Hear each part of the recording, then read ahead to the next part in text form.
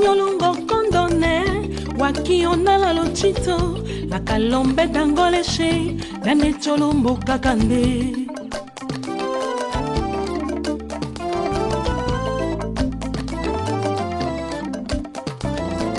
La makando shidango dako, akachulumbo kakande, akamani dango dako, la kambo wakiko sungana. Jala aka wonde walo, shoko yaka wokomola, konde chokombi jase, konde mimeka naimba, atela yochola kaso, la yocholi papa, ni mambole kanyo kwama, papa kamya yonongola. Pape di milamboya, papa di milamboka, olambo se usoli moye. Bien-aimés dans le Seigneur, je vous salue dans le nom puissant de Jésus-Christ. Je viens auprès de vous aujourd'hui pour vous parler de la parole de Dieu. Amen. Et le thème que je vais vous présenter aujourd'hui, je l'ai intitulé « Vous adorez ce que vous ne connaissez pas ». Aujourd'hui, on voit beaucoup de sectes qui se lèvent aujourd'hui, se réclamant la suprématie. Beaucoup de doctrines, ça et là, se lèvent, se réclamant que c'est eux qui ont la vérité. Amen, bien-aimé le Seigneur. Alors, nous voulons un peu rentrer dans la parole de Dieu pour essayer un peu d'éclairer le peuple de Dieu. Amen. Nous allons lire Jean 4, versets 20 à 24, que je vais lire au nom de Jésus-Christ. Nos pères ont adoré sur cette montagne, et vous dites-vous que le lieu où il faut adorer est à Jérusalem. Femme, lui dit Jésus, crois-moi, l'heure vient où ce ne sera ni sur cette montagne, ni à Jérusalem que vous adorerez le Père. Vous adorez ce que vous ne connaissez pas, nous adorons ce que nous connaissons, car le salut vient des Juifs. Mais l'heure vient, et elle est déjà venue, où les vrais adorateurs adoreront le Père en esprit et en vérité, car ce sont là les adorateurs que le Père demande. Dieu est esprit, et il faut que ceux qui l'adorent en esprit et en vérité. Amen, bien-aimé dans le Seigneur. Ici, c'est la conversation entre le Seigneur Jésus-Christ et la femme samaritaine au puits de Jacob. Amen. Elle a dit au Seigneur Jésus-Christ que non, nos pères adoraient à la montagne. Vous dites que la place que nous sommes censés adorer, c'est à Jérusalem. Et Jésus lui a répondu, vous adorez ce que vous ne connaissez pas, nous adorons ce que nous connaissons, car le salut vient des Juifs. Amen. Cherchons un peu à comprendre ici pourquoi le Seigneur Jésus-Christ lui a répondu cela. Amen. Parce que la femme samaritaine était sûre de la doctrine qu'il était en train de suivre, mais Jésus lui a dit que non, vous adorez ce que vous ne connaissez pas, et nous adorons ce que nous connaissons, car le salut vient des Juifs.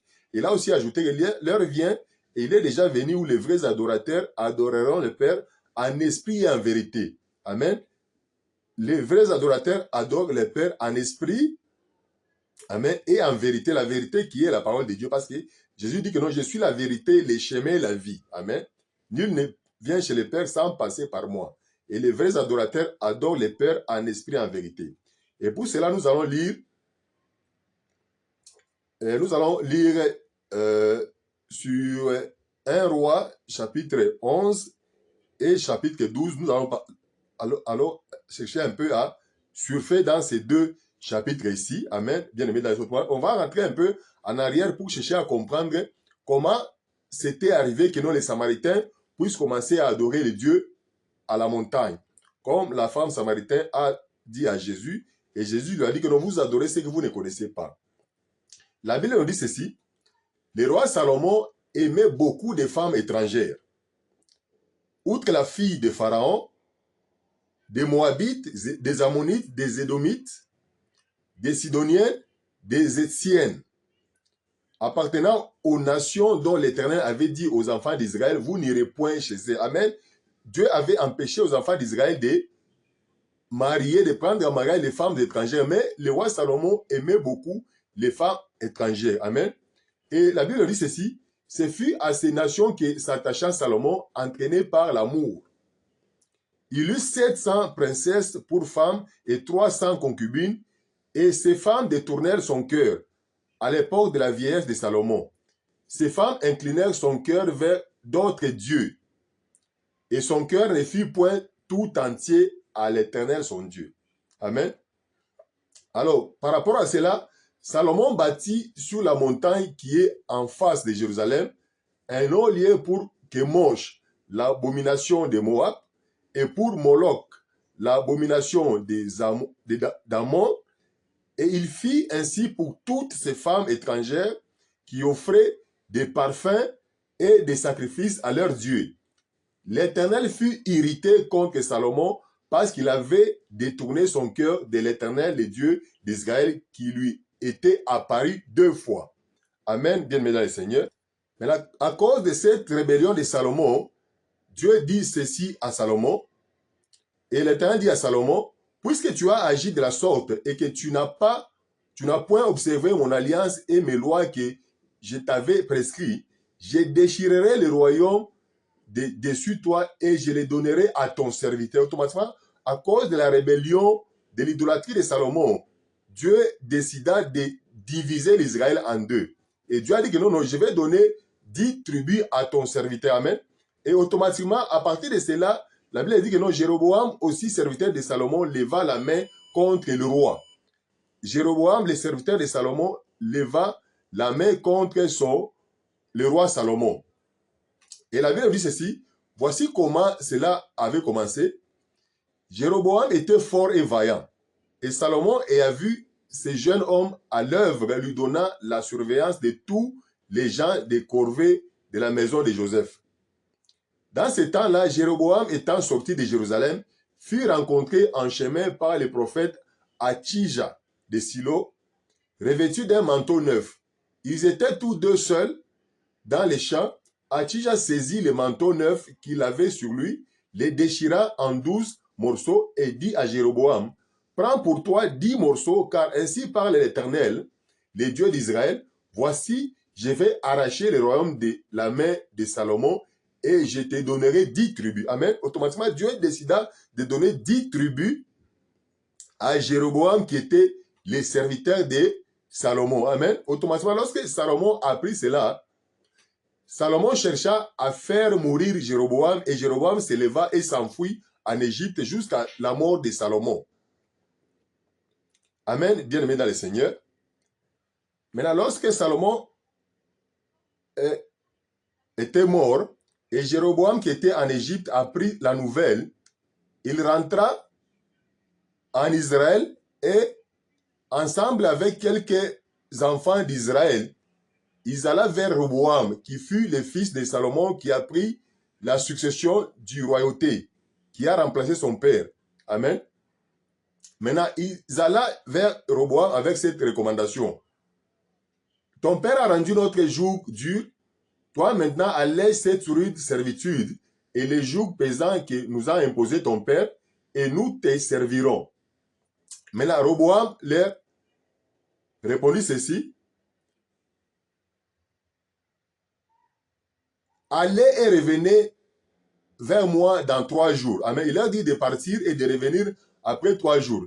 Et Roboam alla consulter les sages qui ont œuvré avec son père, qui était les notables de Salomon.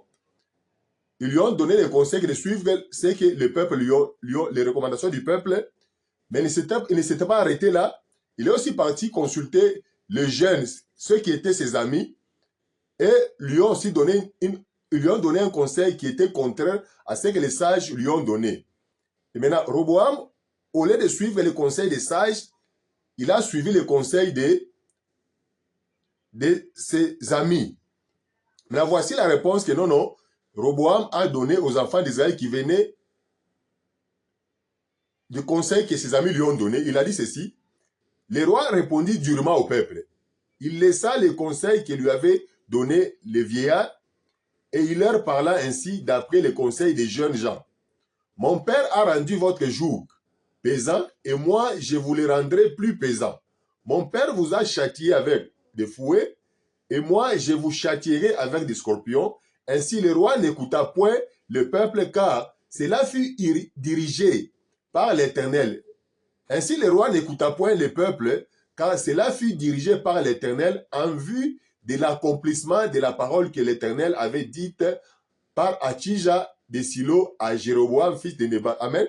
Autrement, il y avait déjà un esprit de réclamation où l'Israël devait être divisé suite à la malédiction que Dieu avait prononcée à Salomon, suite à l'idolâtrie de Salomon. Automatiquement, à travers cette réclamation, cet esprit de réclamation, Roboam, le fils de Salomon, a répondu méchamment au peuple. Maintenant, lorsque tout Israël vit que le roi ne l'écoutait pas, le peuple répondit au roi, « Quelle part avons-nous avec David? Nous n'avons point d'héritage avec les fils d'Isaïe. À tes tentes, Israël. Maintenant, pourvois à ta maison, David. » Et Israël s'en alla dans ses tentes. Les enfants d'Israël qui habitaient les villes de Juda furent les seuls sur qui régna Roboam. Automatiquement, l'Israël fut divisé à partir de la réponse que non, Roboam avait donnée au peuple d'Israël. C'est ainsi qu'Israël s'est détaché de la maison de David jusqu'à ce jour. Tout Israël ayant appris que Jéroboam était de retour, ils l'envoyèrent appeler dans l'assemblée et ils le firent roi sur tout Israël. La tribu de Juda fut la seule qui suivit la maison de David. Amen, bien-aimé le Seigneur. On institua Jéroboam qui devient maintenant roi d'Israël. Amen. Maintenant, lorsque l'Israël s'est divisé en deux, il y avait maintenant deux royaumes. Il y avait le royaume de Juda avec comme capitale Jérusalem. Amen. Automatiquement, le royaume de Juda et les Benjamites, les tribus de Juda et les Benjamites maintenant formaient le royaume de Juda avec comme capitale Jérusalem. Il y avait aussi le royaume d'Israël maintenant avec comme capitale la Samarie. Automatiquement, la femme samaritaine maintenant, elle était du côté du royaume d'Israël avec comme capitale la Samarie. Amen. Maintenant, écoutez maintenant la raison qui a fait que les enfants d'Israël, du royaume d'Israël avec capitale Samarie, puissent commencer à adorer dans les hauts lieux. Amen. Automatiquement, nous allons lire maintenant, nous allons lire 1 Roi chapitre 12, verset 25 à 31. Je vais lire en Jésus-Christ. Jéroboam dit en son cœur, le royaume pourrait bien maintenant retourner à la maison de David. Si ce peuple monte à Jérusalem pour faire des sacrifices dans la maison de l'Éternel, le cœur de ce peuple retournera à son Seigneur, à Roboam, roi de Juda, et ils me tueront et retourneront à Roboam, roi de Juda. Après s'être consulté, le roi fit 2 veaux d'or et il dit au peuple, « Assez longtemps vous êtes montés à Jérusalem, Israël. Voici ton Dieu qui t'a fait sortir du pays d'Égypte. » Il plaça l'un de ses veaux à Bethel et il mit l'autre à Dan. Ce fut là une occasion de péché. Le peuple alla devant l'un des veaux jusqu'à Dan. Jéroboam fit une maison de haut lieu et il créa des sacrificateurs pris parmi tous les peuples et n'appartenant point aux fils de Lévi. Il établit une fête au 8e mois, le 15e jour du mois, comme la fête qui s'est célébrée en Juda, et il en offrit des sacrifices sur l'autel. Voici ce qu'il fit à Bethel afin que l'on sacrifiât au veau qu'il avait fait. Il plaça à Bethel les prêtres des hauts lieux qu'il avait élevés. Et il monta sur l'autel qu'il avait fait à Bethel le 15e jour du 8e mois qu'il avait choisi de son gré. Il fit une fête pour les enfants d'Israël et il monta sur l'autel pour brûler des parfums. Amen. Automatiquement, Jéroboam détourna le peuple contre Dieu à cause de la peur qu'il avait que du fait que les enfants d'Israël, ils étaient appelés à aller à Jérusalem dans les temples, donner des sacrifices. Maintenant, du fait qu'ils étaient censés chaque fois aller à Jérusalem, au temple de Dieu, donner des sacrifices, il avait peur que vu ces nombreux descentes, il pourrait y avoir cette tentation de réunifier encore l'Israël. Amen. Par peur, il a détourné le peuple contre Dieu.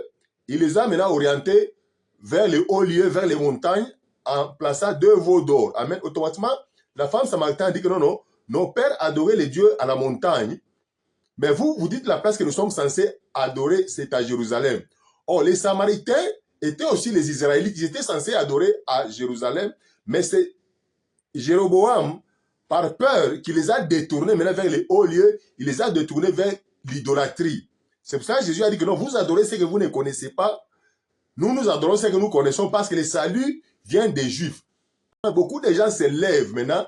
Ils se lèvent avec fierté, amen, en déclarant tout haut qu'ils appartiennent aux doctrines X, Y, Z, mais ne sachant pas la cause, comment avaient commencé ces doctrines. Amen. Bien-aimés dans le Seigneur. De la même façon que non, la femme samaritaine était ignorante. Amen. Comment avait commencé cette doctrine de commencer à adorer aux montagnes. Beaucoup de gens aujourd'hui aussi, ils sont ignorants. Ils ne savent pas comment avaient commencé de différentes doctrines ou sectes qui sont en train de suivre. Et quel est l'agenda caché derrière tous ces sectes? Amen. Autrement parlé, on peut parler de quel est l'agenda caché derrière ces doctrines. Amen. Bien aimé dans le Seigneur, maintenant, ces différentes doctrines, or, toute doctrine qui cherche à qui s'éloigne un peu du Seigneur Jésus-Christ, on l'appelle directement secte. Amen. Laissez-moi d'abord lire Jean 7, verset 51. J'ai lu au nom de Jésus-Christ. La Bible dit, notre loi condamne-t-elle un homme avant qu'on l'entende et qu'on sache ce qu'il a fait? La loi ne peut pas condamner quelqu'un avant qu'on puisse l'entendre. Amen. Autrement, lorsqu'on parle de différentes doctrines comme des sectes, c'est après avoir exploré les fondements de ces doctrines qu'on arrive à la fin, à la conclusion que non, ces doctrines, malgré qu'ils s'appellent des chrétiens, mais par contre, ils ne sont pas des chrétiens, mais ce sont des sectes. Amen. Amen. Qu'est-ce qu'on sous-entend d'abord par secte? Et une chose qu'il faut comprendre ici, par rapport aux sectes, je sais que les sectes est beaucoup plus dangereux que la religion. Amen. Car dans la religion, on vient avec une doctrine étrangère, mais dans une secte, on vient toujours avec la Bible, mais dans l'explication, le sens de quelques passages est tordu. Et si on ne fait pas attention, on sera pris au piège. Amen. Bien aimé, automatiquement, aujourd'hui, il y a beaucoup de religions aujourd'hui qui n'ont pas de relation avec la chrétienté. Il y a le bouddhisme, il y a l'hindouisme, il y a le monisme. Amen. Bien aimé, le Seigneur. Amen. Ça, ce sont des religions.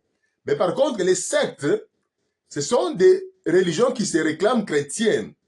Mais lorsqu'on regarde les fondements de leur doctrine, on se rend compte que non, il y a des contradictions avec la parole de Dieu. Amen. Les sectes et toute dénomination qui se réclame être chrétienne, mais en réalité, il n'est pas.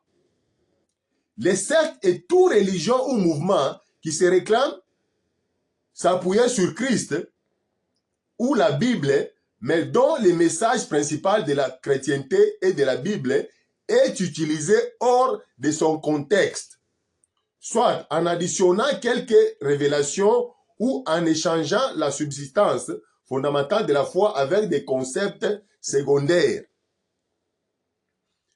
Autrement dit, les sectes acceptent l'autorité de la Bible, mais insistent sur l'addition d'autres brochures ou instruments nécessaires à l'interprétation de la Bible.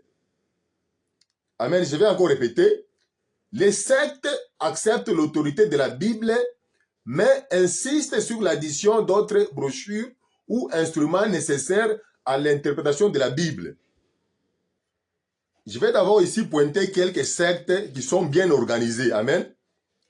Je parle d'abord du branhamisme. Je parle des témoins de Jéhovah. Je parle des Mormons. Ce sont des sectes. Mais ils sont bien organisés.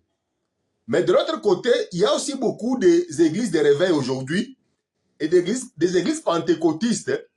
Ils se réclament des chrétiens, mais si on entre en profondeur, on regarde leur manière de faire les choses, amen, ils se sont éloignés de la vérité.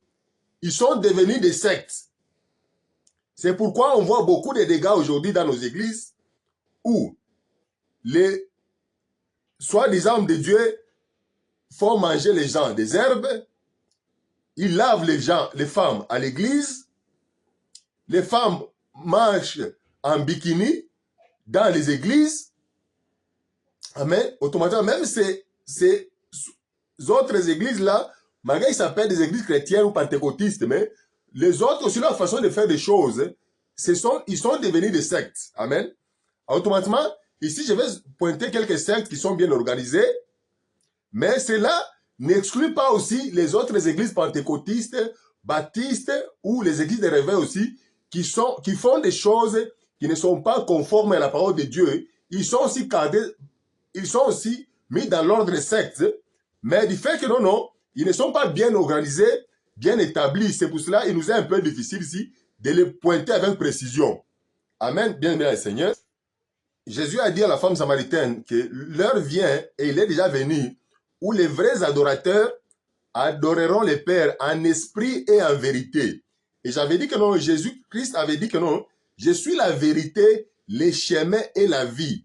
Nul ne peut aller chez le Père sans passer par moi. Amen. Essayons d'abord de parler du branhamisme. Amen. Je vais citer 2 passages par rapport aux enseignements du prophète Branham. Maintenant, cherchez aussi à rentrer dans la Bible pour voir si ça cadre avec la parole de Dieu. Amen. Bien-aimé le Seigneur. Parce que j'avais dit que non, la Bible nous dit ceci dans Jean 7, verset 51. Au nom de Jésus-Christ, notre loi condamne-t-elle un homme avant qu'on l'entende et qu'on sache ce qu'il a fait? Nous allons rentrer dans les messages que le prophète avait enseignés. Maintenant, automatiquement, c'est la parole de Dieu qui peut nous donner la lumière par rapport à ces doctrines. Parce qu'on a vu les hommes de Dieu du message faire des déclarations comme l'autre avait fait que non, il a dit que non, j'aime Branham plus que Jésus. Amen. Et l'autre avait déclaré que non, Branham s'est fondu en Jésus. Amen. Les autres disent que non, Branham est Dieu. Amen. Oh, toutes ces déclarations-là, pour nous qui croyons à la vérité de la parole de Dieu, ça devient comme de la blasphème. Amen. Automatiquement, nous sommes maintenant appelés à apporter la lumière. Apporter la lumière par rapport à toutes ces déclarations-là et rentrer dans la parole de Dieu pour voir si les messages marchent en conformité avec la parole de Dieu. Amen. Bien-aimé le Seigneur. Automatiquement, ici, d'abord, je vais d'abord prendre l'une des enseignements du prophète Branham. Amen. Et cet enseignement est en anglais, mais je vais l'interpréter en français. Le titre de cet enseignement était, l'enseignement était prêché le 18 mars 1961. Amen. Et le titre de cet enseignement en anglais était intitulé Abraham's Covenant Confirmed. La confirmation de l'alliance d'Abraham. Amen. Abraham Covenant Confirmed. Automatiquement, ce message que le prophète avait prêché, il avait prêché le 18 mars 1961. Maintenant, dans ce message, le prophète Branham dit ceci. Now, like in the Bible, maintenant, comme dans la Bible, it is written in here that, c'est écrit ici comme ça, ainsi. You know, God wrote 3 Bibles. Maintenant, selon les prophètes, Dieu a écrit 3 Bibles. Et il pose à l'assemblée, do you believe that? Est-ce que vous croyez en cela?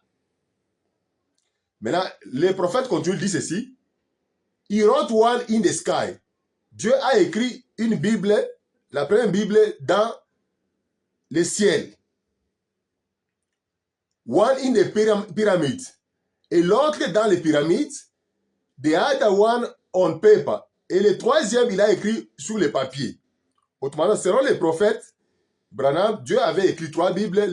La première Bible, il a écrit au ciel. La deuxième, il a écrit dans les pyramides. Et la troisième Bible, il a écrit à la montagne d'Horeb avec Moïse. Amen, dans les papiers. Après, le prophète continue en disant ceci. Now, we know that they make a Ouija board out of the pyramid. Maintenant, le prophète dit ceci. Maintenant, nous connaissons que non, on fabrique les Ouija boards à partir du pyramide. Mais laisse-moi d'abord expliquer qu'est-ce que les Ouija boards. Les Ouija board, c'est un système de jeu qui est occulte. Amen. Et ces jeux-là, lorsque vous jouez à ces jeux-là, vous posez des questions à Ouija board, à ces boards-là, qui est un jeu qui est purement occulte. Toutes les questions que vous allez poser à ces jeux-là, que ce soit votre date de naissance, que ce soit un événement passé, tout ça, ces boards-là vont vous donner des réponses. Or, les Ouija board, c'est un jeu qui est purement occulte. Amen. Bien aimé Seigneur, automatiquement, il dit que they make a Ouija board out of the Bible. Il dit que non, they make a Ouija board out of the Zodiac. Il a dit que non, non. Premièrement, we know that they make a Ouija board out of the pyramids. On a fabriqué les Ouija board à partir du pyramide. They make the Ouija board out of the Zodiac. On a fabriqué les Ouija board à partir du Zodiac. Amen. L'horoscope, en quelque sorte. They make a Ouija board out of the Bible. On fabrique le Ouija board à partir de la Bible. Et il continue en disant ceci, but that don't hinder its truth. But that don't hinder its truth. Its truth are just exactly the same. Mais là, ici, il dit ceci, mais cela ne détruit pas sa vérité. La véracité de ces messages. But that don't hinder the truth. Its truth are just exactly the same. Automatiquement, cela ne corrompt pas les messages, car les messages est les mêmes. Amen. Bien aimé Seigneur. Cela ne corrompt pas la vérité, car la vérité est la même. Après, il continue, il dit ceci. Now, if you notice in the zodiac, maintenant, si vous regardez dans les signes des zodiaques, what is the first figure in the zodiac? Quelle est la première figure dans les zodiaques? Is the Virgin, c'est la Vierge. What is the last figure in the zodiac? Quelle est la dernière figure dans les zodiaques? It is the Leo, the lion. La dernière figure dans les zodiaques, dans les signes des zodiaques, c'est le lion. Autrement, il interprète en disant ceci. Il interprète en disant ceci. The first coming and the second coming of Christ. Automatiquement, il interprète en disant ceci. Et là, on dit, if you notice in the zodiac, si tu remarques dans les zodiaques, what is the first figure in the zodiac? Quelle est la première figure dans les zodiaques? C'est la Vierge. Et bien, il dit que non, la Vierge symbolise la première venue du Seigneur Jésus-Christ. Après, il dit que what is the last figure in the zodiac? Quelle est la dernière figure dans les zodiacs? It is the Leo, c'est le lion.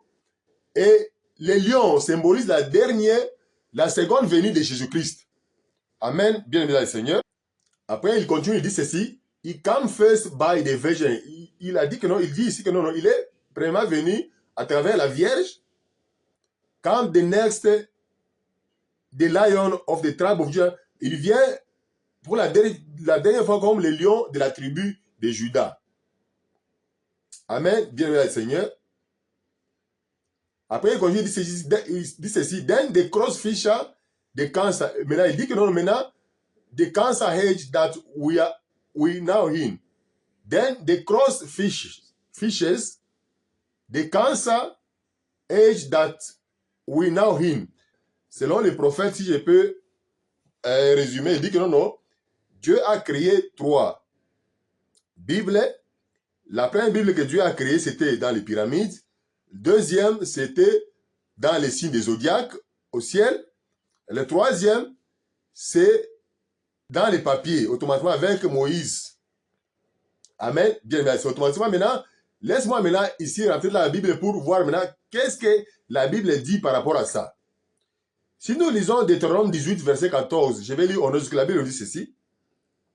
Car ces nations que tu chasseras écoutent les astrologues et les devins. Mais à toi, l'Éternel, ton Dieu, ne les permet pas. La Bible dit ceci, Moïse dit ceci au peuple d'Israël.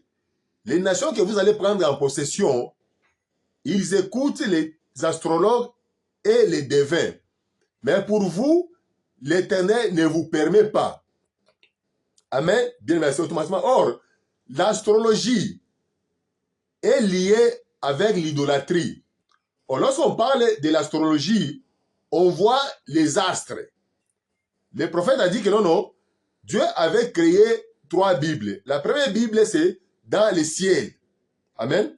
Dans les ciels, autrement, c'est par rapport à l'astrologie, où on voit les étoiles, la lune et le soleil. Or, c'est là, Dieu dit ceci au peuple d'Israël. Mais toi, l'Éternel, ton Dieu, ne le permet pas. Dieu ne permet pas aux enfants d'Israël qu'ils puissent consulter l'astrologie, les astrologues. Il a dit non, non, et les devins, parce qu'il a dit que ces nations que tu chasseras écoutent les astrologues liés à l'idolâtrie, parce qu'il y a les étoiles, la lune et les soleils et les différentes planètes, Mars, Jupiter. Il a dit que quand ces nations que tu chasseras écoutent les astrologues, qui est lié à l'idolâtrie, et les devins, l'horoscope. L'horoscope est lié à la divination. Amen. Mais à toi, l'Éternel, ton Dieu, ne le permet pas automatiquement. Dieu a interdit aux enfants d'Israël de consulter les astrologues et de consulter les devins. Parce que l'esprit de divination, c'est un esprit qui marche comme l'esprit de prophétie. Amen. Or, la divination ne vient pas de Dieu. Alors, j'ai dit ici que non, non. L'astrologie est liée à l'idolâtrie et l'horoscope est lié à la divination. Parce que lorsque tu consultes l'horoscope, dans l'horoscope, on peut te dire quelle est ta date de naissance. Par rapport à ta date de naissance, on peut te dire que non, non, par rapport à cette date de naissance, ta vie sera comme ça, comme X, Y, Z. Automatiquement, ça, c'est déjà le symbole, le portrait de la divination. Or, les enfants d'Israël, on les avait interdit de consulter les devins. Amen. Bien, le Seigneur. Or, ici, dans Deutéronome 4, 19, la Bible nous dit ceci, je vais lire au nom de Jésus-Christ. Veille sur ton âme de peur que, levant les yeux vers le ciel et voyant le soleil, la lune et les étoiles, toute l'armée des cieux, tu ne sois entraîné à te prosterner à leur présence et à leur rendre un culte. Maintenant, ici, la Bible nous dit que nous puissions veiller sur notre âme afin qu'on ne puisse pas être tenté de regarder au ciel et jeter les yeux vers le soleil, la lune et les étoiles, toute l'armée des cieux, qu'on ne soit pas entraîné à se prosterner en leur présence et leur rendre un culte. Amen. Je vous laisse vous-même par rapport aux 2 passages bibliques que je viens de lire ici pour tirer votre conclusion. Amen. Je vais maintenant aller au 2e message du prophète. Le 2e message du prophète ici, c'est le message prêché le 25 novembre 1965. Et le titre du message était « L'union invisible de l'épouse du Christ ». Le message prêché le 25 novembre 1965 par le prophète.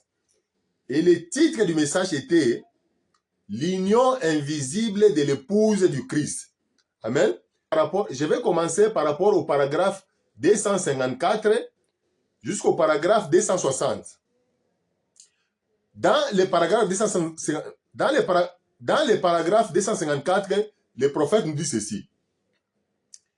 Laissez un vrai chrétien né de nouveau, un vrai serviteur de Dieu, entendre cette parole de Dieu. Il sortira sans hésiter de toutes les dominations pour venir dans ce terrain vraiment fertile de la parole de Dieu. Amen. Amen. Il dit ceci, il va quitter pour entrer dans les terrains d'enseignement et il le fera un point, c'est tout. Amen.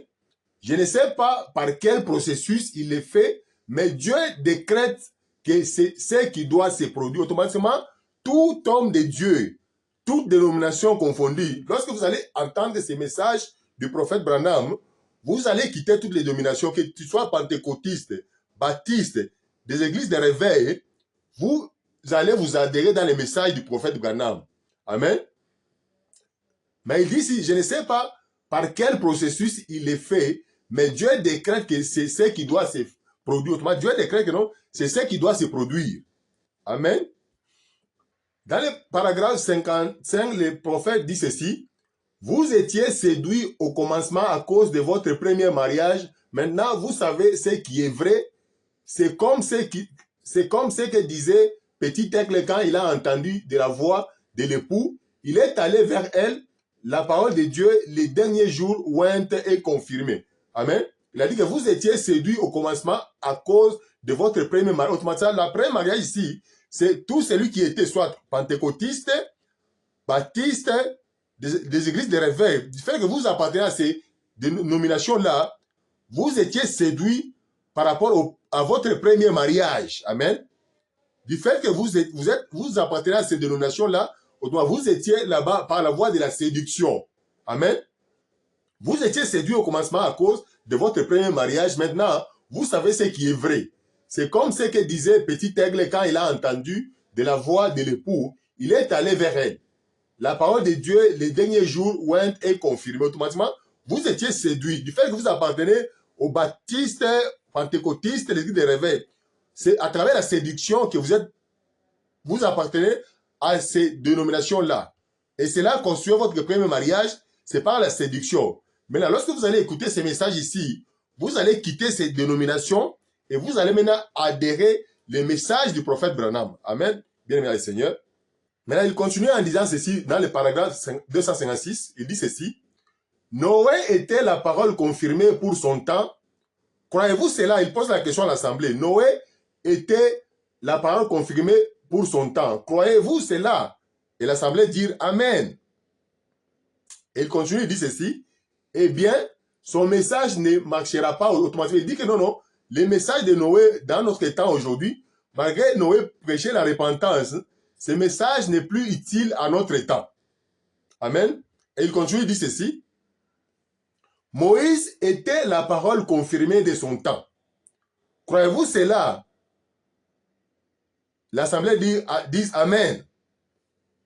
Et il continue, il dit ceci. Son message ne marchera pas, mais il dit ceci. Moïse était la parole confirmée de son temps. Maintenant, dans le temps où nous sommes aujourd'hui, les messages de Moïse ne marchera pas. Amen, bien aimé Seigneur. Et il continue, il dit ceci, toujours dans le paragraphe 257, il dit ceci, Jésus était, amen, point. Les point, vous savez, seulement dit ceci, selon son entendement à lui, Jésus était la parole confirmée de son temps, amen, mais il dit ceci, son message ne marchera pas maintenant. Autrement, ils ont mis les points, pour seulement dire que c'est la continuité du même message qu'ils ont dit par rapport à Moïse et par rapport à Noé. Parce que par rapport à Moïse, on dit ceci, Moïse était la parole confirmée de son temps. Croyez-vous à cela? L'Assemblée a dit Amen. Son message ne marchera pas maintenant.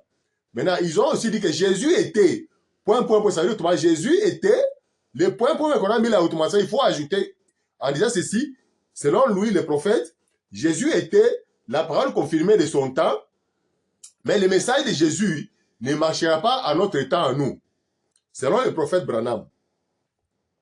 Et il ne s'est pas arrêté là, il a continué à dire ceci. Jean était la parole confirmée pour son temps. Là, il a parlé de Jean-Baptiste. Croyez-vous cela? L'Assemblée a dit Amen. Ça n'aura pas marché du tout du temps de Jésus, certainement pas. Automatiquement, il dit que non.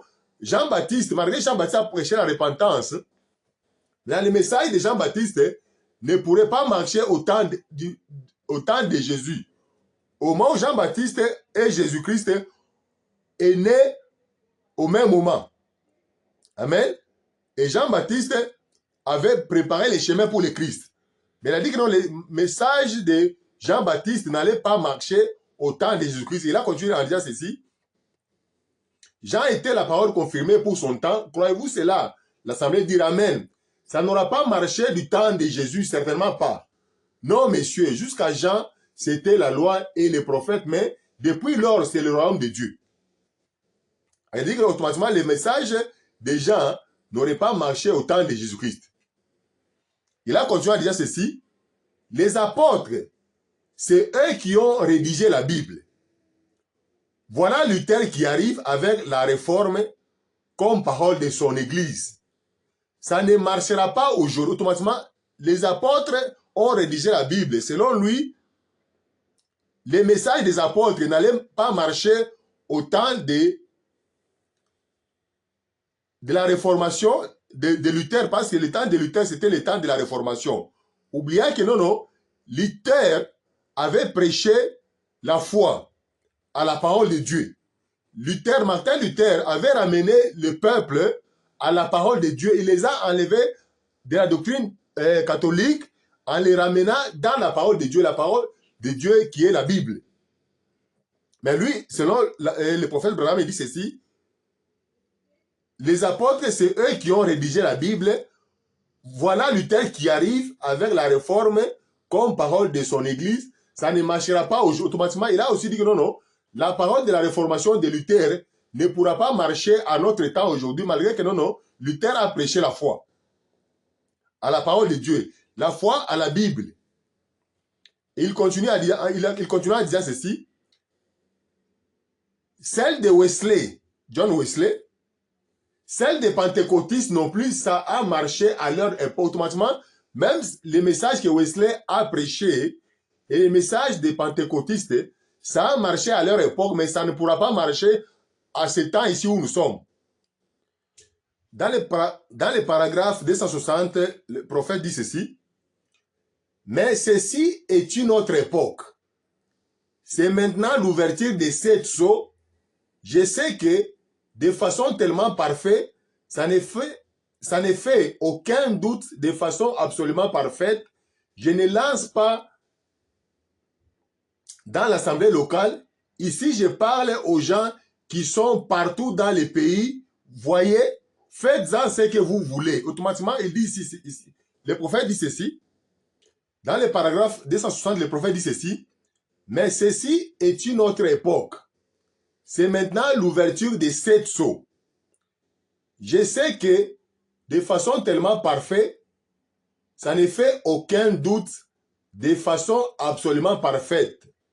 Je ne lance pas dans l'assemblée locale. Ici, je parle aux gens qui sont partout dans les pays. Voyez, faites-en ce que vous... Automatiquement, il lance ce message ici partout au monde. Dans toutes les églises du monde, que vous soyez pentecôtiste, que vous soyez baptiste, que vous soyez des églises de réveil, il lance ce message ici, il dit ceci. Maintenant, c'est le temps de cette chose. Automatiquement, tout le monde doit adhérer au message du prophète Branham. Automatiquement, il rejette la parole du Seigneur Jésus-Christ, il rejette la parole prêchée par les apôtres, il rejette la loi donnée par Moïse. Il dit que maintenant, dans ce temps ici, tout le monde doit adhérer au message du prophète Branham. Mais si nous lisons dans Luc 21, verset 8, écoutez ce que Jésus dit, je vais lire au nom de Jésus-Christ.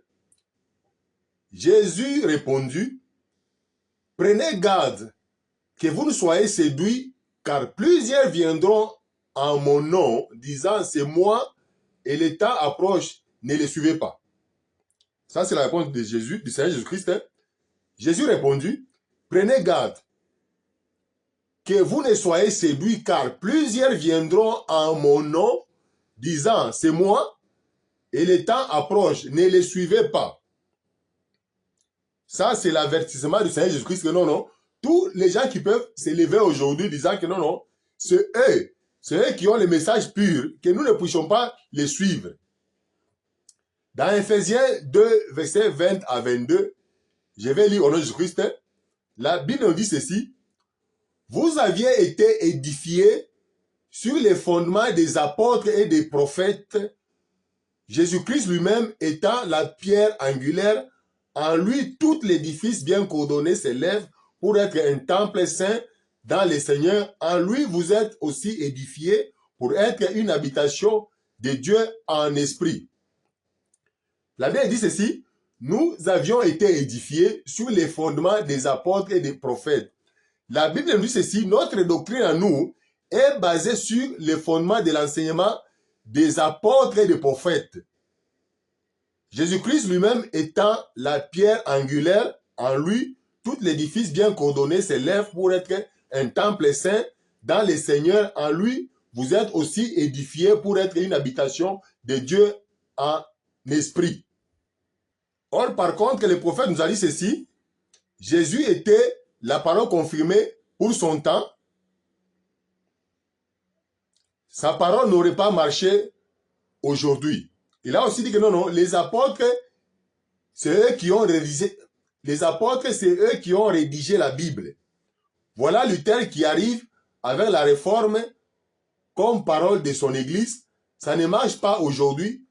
Celle de Wesley, celle des pentecôtistes non plus. Ça a marché à l'heure automatiquement. Il a dit que non, non, les messages des apôtres, les messages de Jésus, les messages de Luther, malgré que Luther a prêché la foi, le retour à la parole de Dieu, les messages des pentecôtistes, malgré les John Wesley ont prêché le baptême du Saint-Esprit, il a dit que leur message ne marchera pas à notre temps.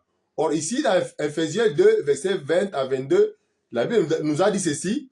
Vous aviez été édifiés sur les fondements des apôtres et des prophètes, Jésus-Christ lui-même étant la pierre angulaire. En lui, tout l'édifice bien coordonné s'élève pour être un temple saint dans le Seigneur. En lui, vous êtes aussi édifiés pour être une habitation de Dieu en esprit. Amen. Bien, merci. Automatiquement ici, la question qu'on vous pose maintenant. Le prophète Branham en disant cela, est-ce qu'il était en conformité à la parole de Dieu ou bien il était contre la parole de Dieu? Automatiquement ici, je vous laisse le temps de répondre par rapport aux deux passages que je viens de vous donner ici. Par rapport aux deux passages de la Bible que je viens de vous donner ici et par rapport à ce que le prophète a dit. Je passe au deuxième secte, c'est les témoins de Jéhovah. Par rapport aux témoins de Jéhovah, les fondements de leur doctrine, ils disent que non, non, Jésus n'est pas Dieu. L'enfer n'existe pas. Amen. Jésus-Christ n'est pas mort à la croix, il est mort sur un poteau. Il ne croit pas au baptême du Saint-Esprit. Il ne croit pas à la prophétie. Maintenant, je vais donner seulement deux passages ici. Amen. Mais prochainement, je chercherai à parler un peu en profondeur par rapport au branhamisme et aussi par rapport aux témoins de Jéhovah. Mais ici, je donne seulement quelques points. Amen. Pour donner un peu une lumière. Les témoins de Jéhovah disent que Jésus n'est pas Dieu. L'enfer n'existe pas. Mais si nous lisons dans Hébreux 1, verset 8 à 9, Hébreux 1, verset 8 à 9, la Bible nous dit ceci. Mais il a dit au Fils, ton trône, ô Dieu, est éternel. Le sceptre de ton règne est un sceau d'équité. Tu as aimé la justice et tu as haï l'iniquité. C'est pourquoi, ô Dieu, ton Dieu t'a oint d'une huile de joie au-dessus de tes égaux. Et encore toi, Seigneur, tu as au commencement fondé la terre et les cieux sont l'ouvrage de tes mains. Maintenant, si vous dites que Jésus-Christ n'est pas Dieu, maintenant on dit que non, c'est lui qui a formé la terre et les cieux sont l'ouvrage de ses mains. Alors, si lui n'est pas Dieu, c'est lui que vous croyez que c'est lui qui est Dieu. Lui, il a formé quoi? Amen. C'est pour cela qu'on vous dit que non, Jésus-Christ, il est le Dieu. Amen. Bien, merci Seigneur. Je continue dans Romains 9, verset 5. Je vais lire en jusqu'à la Bible ici.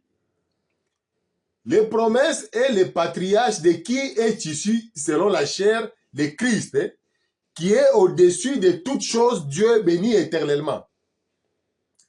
Les promesses et les patriarches de qui est issu, selon la chair, de Christ, qui est au-dessus de toutes choses, Dieu béni éternellement. Le Christ, Jésus-Christ, il est au-dessus de toutes choses, Dieu béni éternellement.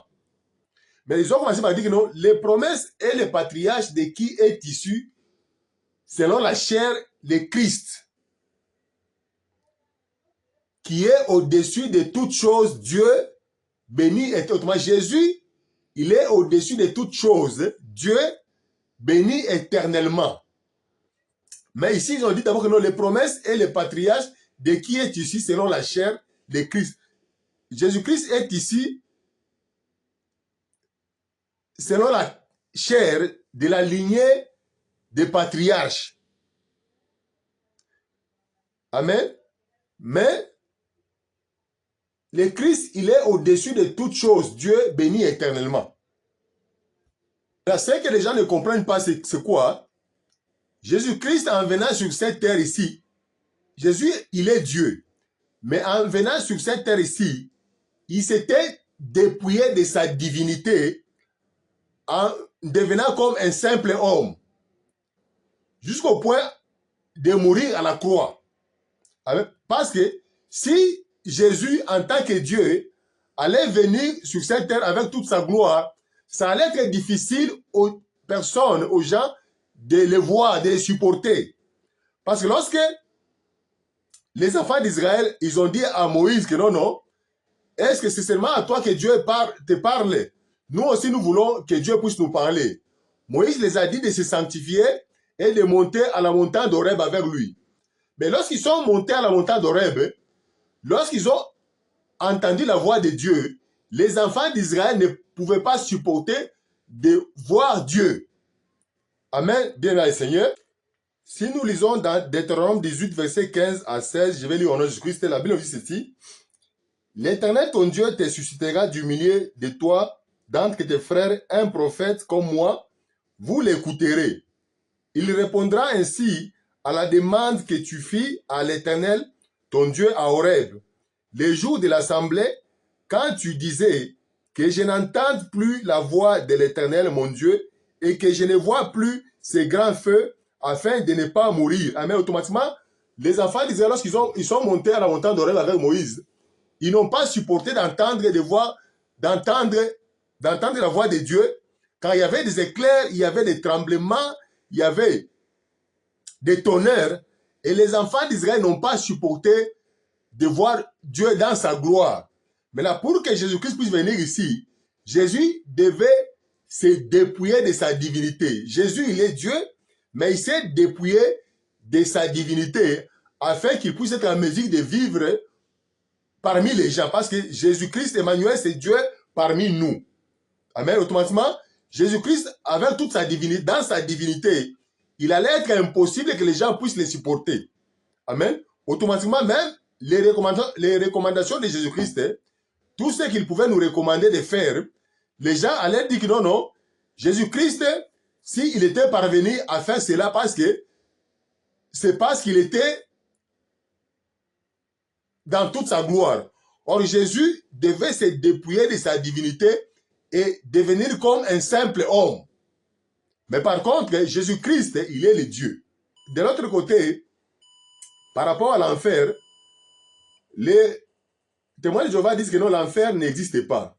Mais si nous lisons dans Matthieu 5, verset 22, la Bible dit ceci.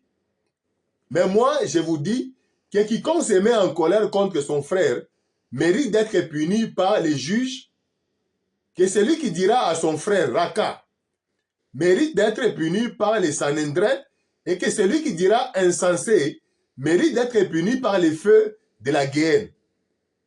Celui qui dira à son frère insensé mérite d'être puni par les feux de la guerre. Or, les témoins de Jéhovah disent que non, non, Dieu, il est tellement un Dieu très bon, il ne peut pas punir les gens dans un feu éternel. Or, si nous partons même dans le cas de Sodome et Gomorrhe, lorsque Dieu avait brûlé Sodome et Gomorrhe, c'était par le feu. Les gens qui ont été décimés dans Sodome et Gomorrhe ont été décimés par le feu ardent. Or, eux, ils disent que non, l'enfer n'existe pas parce que Dieu, il est tellement un Dieu très bon, il ne peut pas brûler les gens dans un feu éternel. Selon les témoins de Jéhovah, ils disent que non, l'enfer n'existe pas. Ici, la Bible nous montre clairement que l'enfer existe. L'enfer est bel et bien réel. C'est bien à tort que vous vous glorifiez.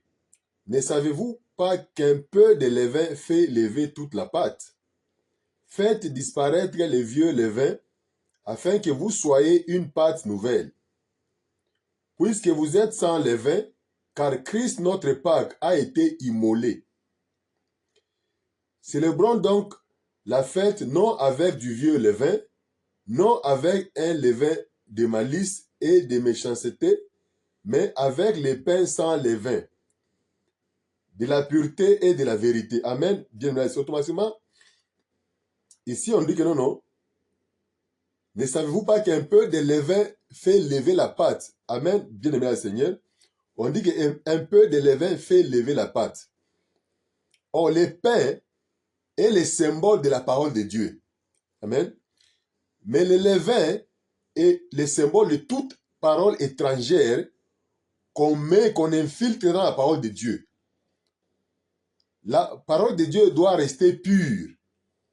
Lorsque la parole de Dieu est pure, cela est appelé le pain sans levain. Mais une fois qu'on infiltre des paroles étrangères dans la parole de Dieu, ça devient le pain avec levain. Or, Christ était le pain sans levain. La parole sans infiltrer une parole étrangère à l'intérieur. Ça ne veut pas dire que non.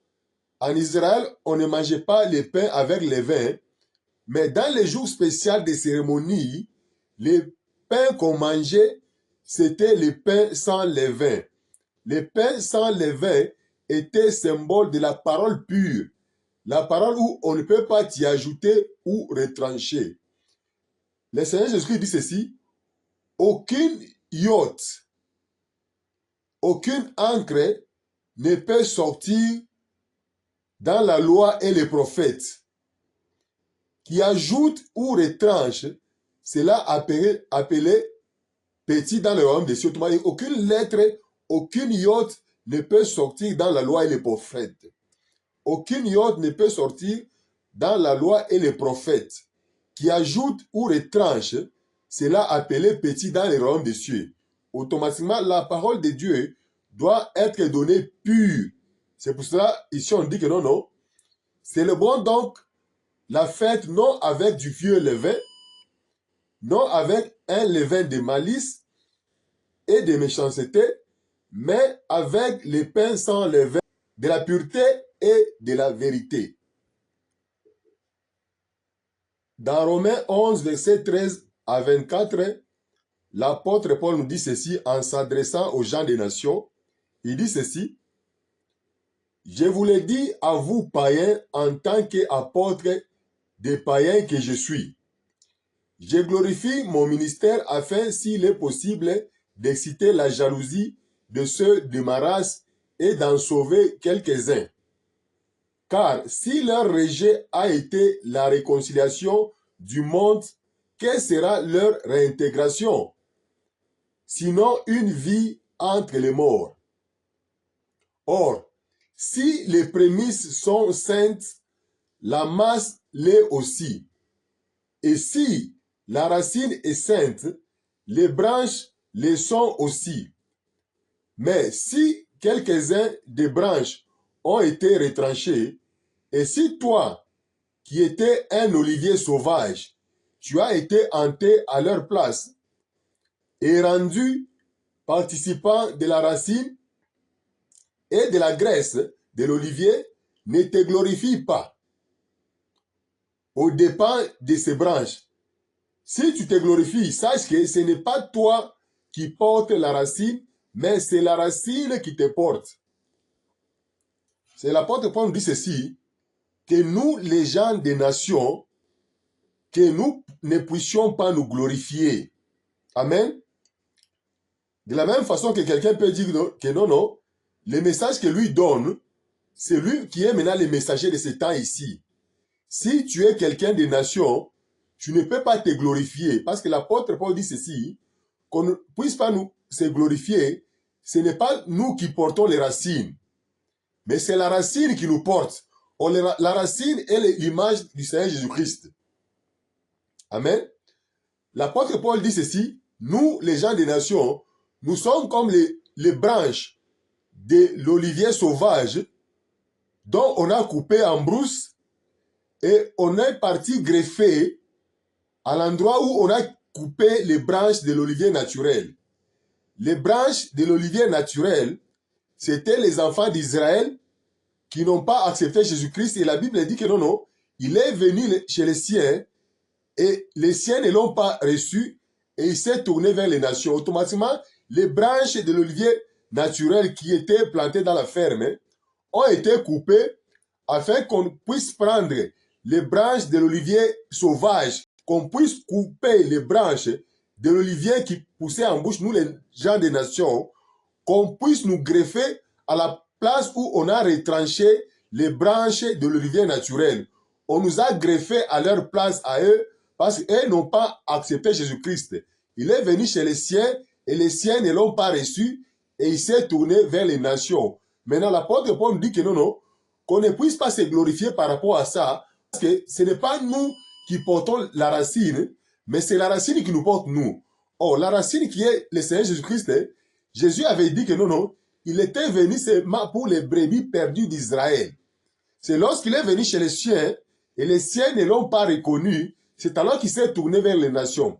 Alors, par rapport à cela, qu'on ne puisse pas se glorifier, parce que c'est nous, ce n'est pas nous qui portons les racines, mais c'est la racine qui est le Seigneur Jésus-Christ qui nous porte, nous. Et il continua en disant ceci.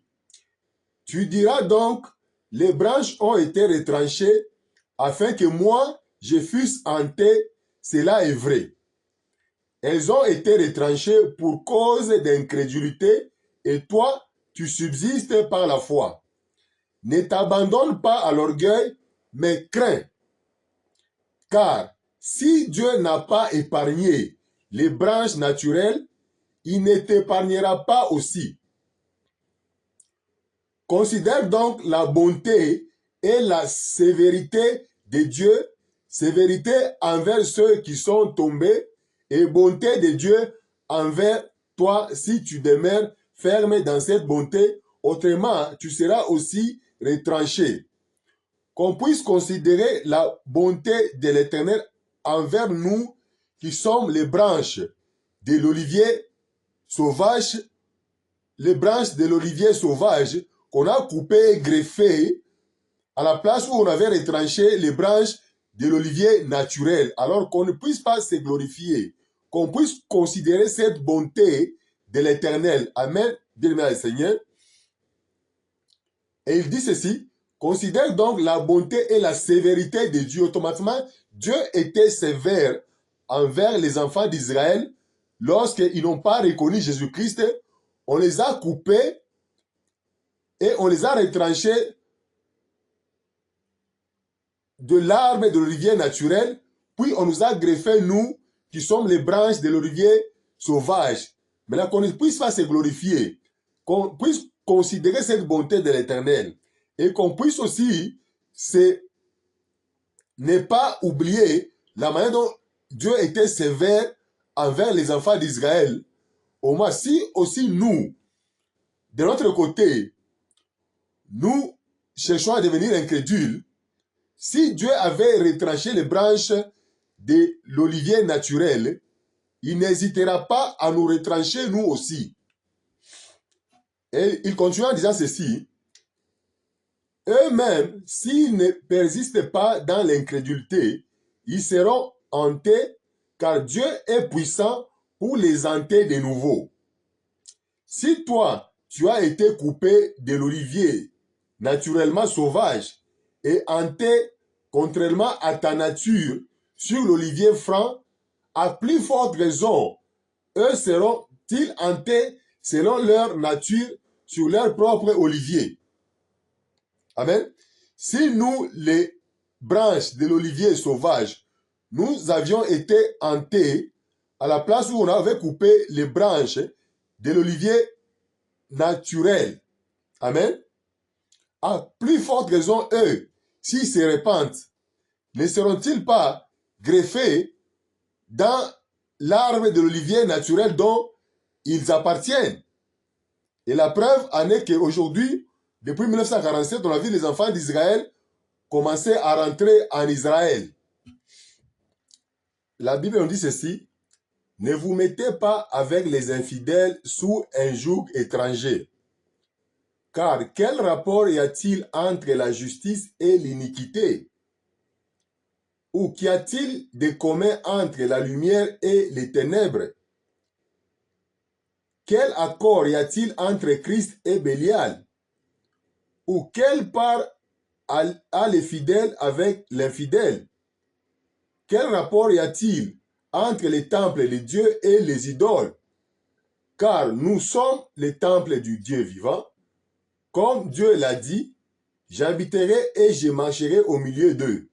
Je serai leur Dieu et ils seront mon peuple. C'est pourquoi sortez du milieu d'eux et séparez-vous, dit le Seigneur. Ne touchez pas à ce qui est impur et je vous accueillerai. Ça, c'est dans 2 Corinthiens 6, versets 14 et 17. Je lis au nom de Jésus-Christ.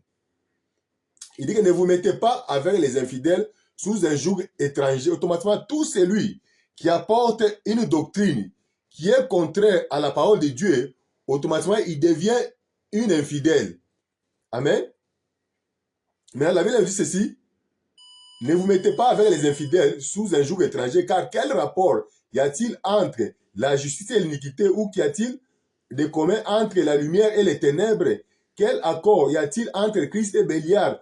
Ou quelle part a les fidèles avec l'infidèle? Quel rapport y a-t-il entre les temples de Dieu et les idoles? Car nous sommes les temples du Dieu vivant. Comme Dieu l'a dit, j'habiterai et je marcherai au milieu d'eux, je serai leur Dieu et ils seront mon peuple. C'est pourquoi sortez du milieu d'eux et séparez-vous, dit le Seigneur. Ne touchez pas à ce qui est impur et je vous accueillerai. Amen. Bien aimé, et je vous accueillerai. La Bible nous dit ceci dans Luc, verset 13, 31 à 35. Mais il faut que je marche aujourd'hui, demain et les jours suivants, car il ne convient pas qu'un prophète périsse hors de Jérusalem. Automatiquement, la loi et les prophètes ont subsisté jusqu'à Jean. Depuis lors, le royaume de Dieu est annoncé et chacun use de violence pour y entrer. La loi et les prophètes, lorsqu'on parle de la loi et les prophètes majeurs, amen, le temps des prophètes majeurs est révolu. Parce qu'il dit que la loi et les prophètes ont existé jusqu'à Jean. Autrement, aujourd'hui, du fait qu'il y a maintenant le baptême du Saint-Esprit, Dieu a dit que non, non, je répandrai mon esprit sur toute chair, vos fils et vos filles prophétiseront. Autrement, Jésus dit que non, non, la loi et les prophètes, l'époque des prophètes majeurs, quelqu'un qui peut venir dire que non, non, les messages que moi j'ai, c'est le message qui est pire où tout le monde doit venir vers mon message à moi. Ce temps-là est révolu parce que nous sommes dans les temps où Jésus a dit que non, non, Dieu a dit que non, non, je répandrai mon esprit sur toute chair. Vos fils et vos filles prophétiseront. Amen. Bien-aimé le Seigneur. Et il a aussi dit que non, non, mais il faut que je marche aujourd'hui, demain et les jours suivants, car il ne convient pas qu'un prophète périsse hors de Jérusalem. Amen. Ça, c'est dans Luc 13, verset 31-35. Jésus dit que non, mais il faut que je marche aujourd'hui, demain et les jours suivants, car il ne convient pas qu'un prophète périsse hors de Jérusalem. Automatiquement, le temps des prophètes majeurs, c'était le temps de l'Israël, le temps de l'Israël ancien, avant la venue de Jésus-Christ. Mais aujourd'hui, tout le monde doit se conformer dans le message de notre Seigneur Jésus-Christ. Amen. Bien-aimé le Seigneur. Bien-aimé le Seigneur, on va se rendre compte que non, non, tout celui qui vient avec une nouvelle doctrine, il vient toujours avec les arguments que non, non, il a été visité par un ange de Dieu. Or, la Bible nous dit ceci, si nous lisons dans 2 Corinthiens 11, verset 13 à 15, la Bible nous dit ceci. Ces hommes-là sont des faux apôtres, des ouvriers trompeurs, déguisés en apôtres de Christ. Et cela n'est pas étonnant, puisque Satan lui-même se déguise en ange de lumière. Il n'est donc pas étrange que ces ministres aussi se déguisent en ministres de justice. Leur fin sera selon leurs œuvres. Amen. Automatiquement, on dit que non, non. Satan lui-même se déguise en ange de lumière. Automatiquement, le fait de dire que non, non, tu as été visité par un ange qui t'a donné cette doctrine, cela ne rend pas cette doctrine pure parce que tu cites le nom d'un ange, ou soit l'ange Gabriel, ou soit l'ange Michael. Comment sais-tu que l'ange qui t'a visité était l'ange Gabriel ou l'ange Michael? Parce que ici la Bible dit ceci, Satan lui-même se déguise en ange de lumière. Amen. Or, n'oublions pas que non, le serpent qui a trompé Adam et Ève dans le jardin d'Éden était Lucifer, qui fut aussi un ange de lumière et qui s'était déguisé en serpent dans le jardin d'Éden. N'oublions pas aussi que non, Satan encore, qui était un ange de lumière auparavant, Lucifer, c'est lui qui a aussi tenté le Seigneur Jésus-Christ dans les déserts. Amen. Bien évidemment, ça fait que non, le Seigneur Jésus-Christ puisse se prosterner devant lui. Le fait de dire que tu as été visité par un ange de Dieu, ce n'est pas ça qui te donne la légitimité. Quelle preuve as-tu par rapport à l'ange qui t'a visité, qui t'a donné la doctrine XY, que cet ange venait de Dieu? Parce que l'ange qui vient de Dieu n'apporte que le message qui vient de Dieu et ne contredit pas la parole de Dieu. Lisons un peu Apocalypse 19, verset 19. Je lis au nom de Jésus-Christ. Et j'ai tombé à pied pour l'adorer, mais il me dit, garde-toi de le faire. Je suis ton compagnon de service et celui de tes frères qui ont le témoignage de Jésus. Adore Dieu, car le témoignage de Jésus est l'esprit des prophéties. Amen. Bien-aimé le Seigneur. Lorsque l'ange Michael a visité Jean dans l'île de Patmos, Jean voulait s'agenouiller devant lui et l'adorer, mais l'ange Michael lui a dit ceci, garde-toi de le faire. Je suis ton compagnon de service et celui de tes frères qui ont le témoignage de Jésus. Adore Dieu, car le témoignage de Jésus est l'esprit des prophéties. Automatiquement, on doit adorer Dieu seulement. Amen. Automatiquement, l'ange Michael a refusé que non, Jean dans l'île de Patmos, puisse s'agenouiller devant lui et l'adorer. Il lui a dit, garde-toi de le faire. Amen. Bien-aimé le Seigneur. Automatiquement, le fait de dire que non, quelqu'un a été visité par l'ange de Dieu. Et s'il donne une qui est contraire à la parole de Dieu, l'apôtre Paul dit que non, cet ange-là, qu'il soit anathème. Parce que le diable, lui-même aussi, se déguise en ange de lumière. L'apôtre Paul dit que non, même si moi, je venais donner un autre message, contraire au message que je vous ai donné auparavant, que je puisse être anathème. Même si un ange de Dieu venait donner un autre message par rapport au message que j'ai donné auparavant, qu'il puisse être anathème, parce que même le diable se transforme en ange de lumière. Si un ange te visite et il donne un autre message qui contredit la parole de Dieu, automatiquement cet ange-là n'est pas de Dieu. Amen, bien-aimé le Seigneur. Alors, bien-aimé le Seigneur, la parole de Dieu est la lumière. Chaque fois que quelqu'un vient vers toi avec un message, seule la parole de Dieu peut attester ce message-là, si ça vient de Dieu ou ça ne vient pas de Dieu. Mais si c'est un message qui contredit la parole de Dieu, ce message-là doit être rejeté. Amen, bien-aimé dans le Seigneur. Je suis arrivé à la fin de ce message. Que Dieu vous bénisse et à la prochaine.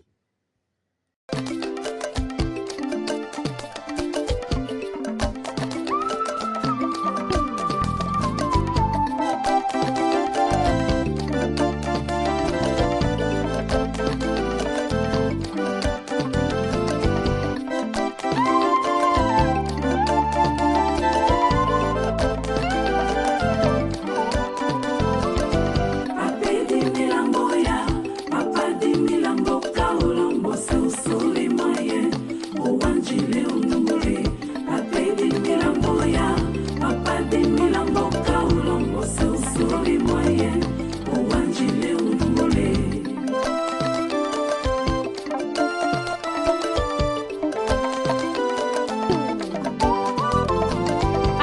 nyolongo kondone wakiona la lochito la kalombe dangoleshe gane cholombo kakande